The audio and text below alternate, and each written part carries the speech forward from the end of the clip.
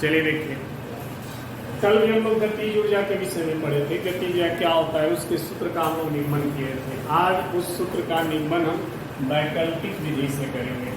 ठीक है, वैकल्पिक विधि में आपका समाकलन और अवकलन आता है।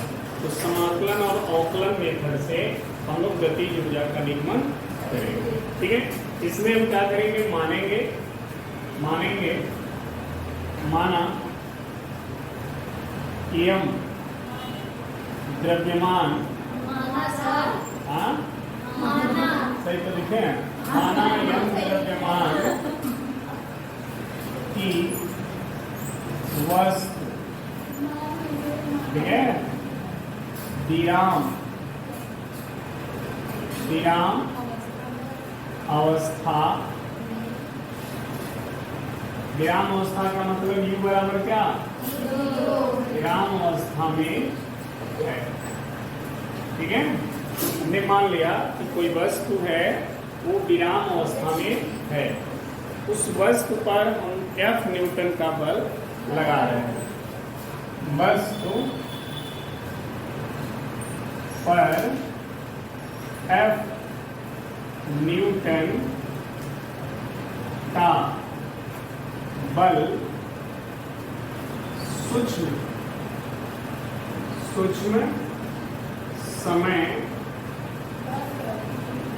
समय अंतराल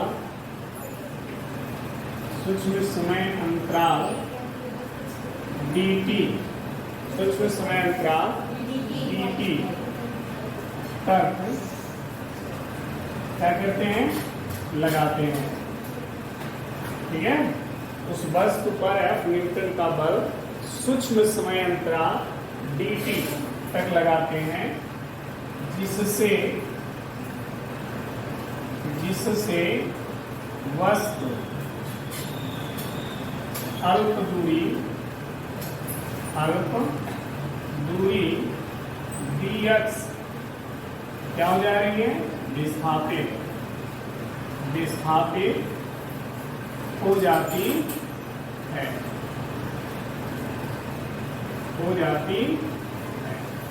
ठीक है, वस्तु है, मान लीजिए ये एक वस्तु है।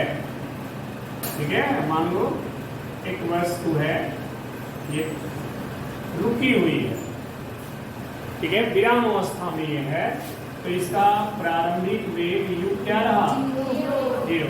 किसी भी वस्तु का अगर प्रारंभिक वेग 0 है तो वस्तु किस स्थिति में है, विराम स्थिति में है। ठीक है, तो u इसका 0 है। हमने क्या किया, इस पर एक बल लगाना शुरू कर दिया। एक बल लगाया हमने, कितना, एफ न्यूटन का इस पर बल लगाया, और ये बल एक थोड़े समय के लिए हमने लगाया।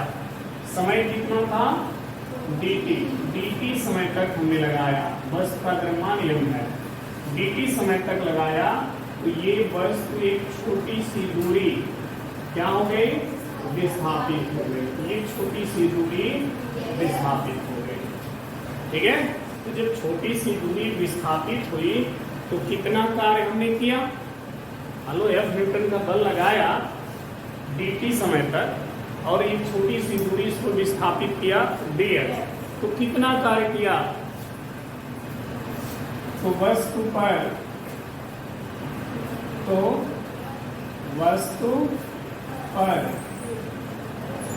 किया गया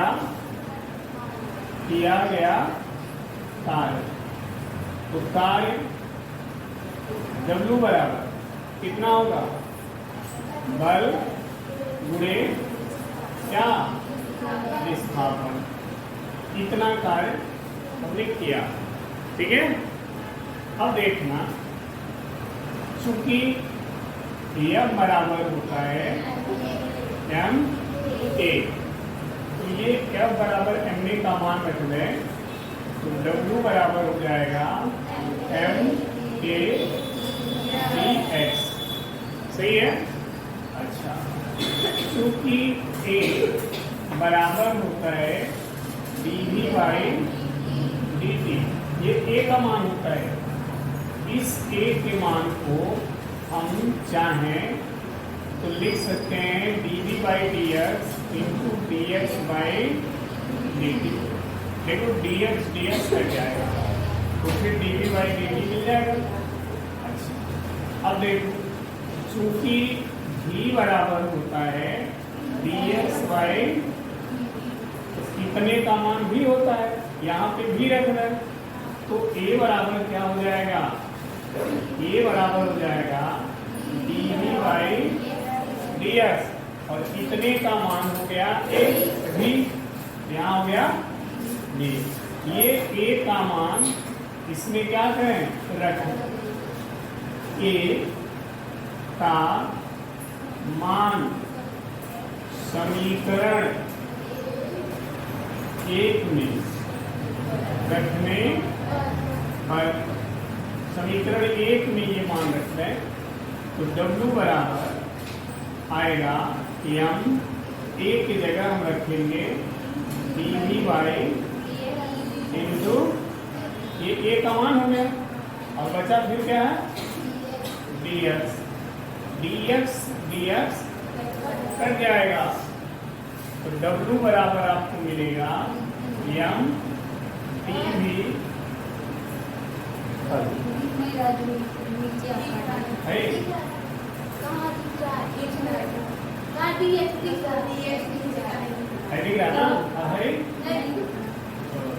चलो यहाँ देखना, हमने कहा समीकरण एक में ये a का मान जो है समीकरण एक में रख दें तो W बराबर देखिए m हो गया और a का मान क्या है ये है, ये मान हम रख दिए dv बाई dx इंटू भी हो गया और फिर आ गया बचा ये dx हो गया, dx और dx कट गया, W बराबर हो गया m dv इंटू भी, ये dv हो गया और ये v हो गया, सही है नहीं, अरे भाई v के साथ d लगा हुआ है ना और ये केवल v है तो कैसे स्क्वायर हो जाएगा, W बराबर हो गया m v और ये हो गया dv, इसको ऐसे लिख लीजिए d को पहले dv को बाद में।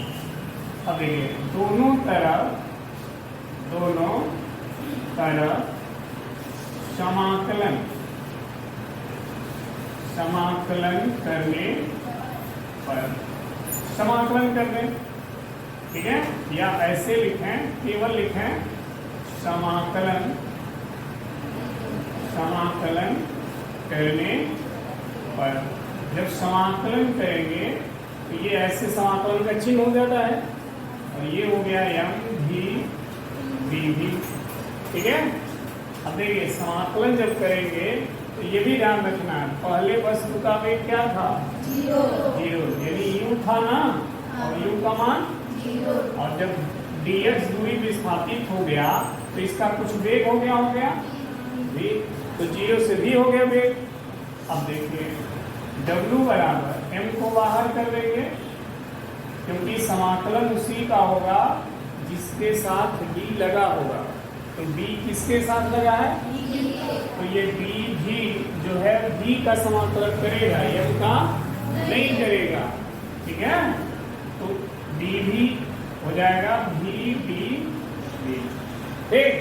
अब ये dv जो है v का समाकलन कैसे करेगा देखिए, m समाकलन क्या होता है जितना इसका पावर है उसमें एक घात बढ़ जाएगा तो कितना हो गया 2, भाई एक पावर है अरे एक बढ़ जाएगा कितना हो गया, और जितना पावर होगा वही इसका बटा हो जाएगा, और फिर ये लिमिट जो हमने लिखा 0 और v उसको हमने यहाँ पर लिख दिया, हो गया समाकलन, ठीक है। अभी मत कहें सर dv कहाँ गया, dv ने ही v को ऐसे कर दिया। अब मान लो 2 धन 3 है तो कितना हुआ 5, तो कहो सर जी धन कहाँ गया, तो धन अपना काम कर दिया जोड़ दिया।